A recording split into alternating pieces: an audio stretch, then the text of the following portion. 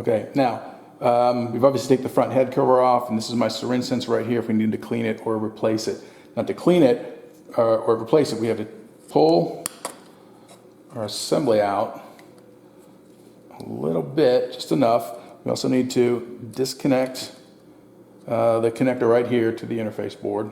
And then this whole thing, we're going to just lift it up and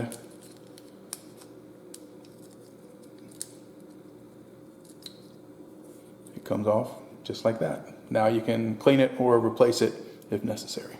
And then same thing on the A side syringe. It's just that this syringe sensor is actually on around the back here. Now to put everything back together, we're going to slip the wire around the back. Don't connect the wire yet. You want to do that last. And then make sure that my two tabs here are lined up and that my syringe sensor for the B side is on the front when we put this back together. On the A side, you want to align it to the back. Then we're going to slip this over the piston.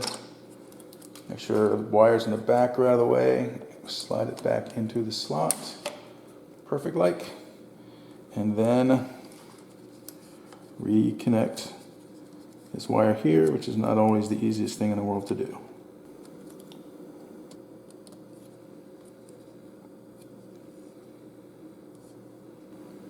Now we also want to make sure that when we're fully seated everywhere, that my piston guide here is riding along the rail it's supposed to ride along. We talked about that in class. It comes up a couple times during the PM.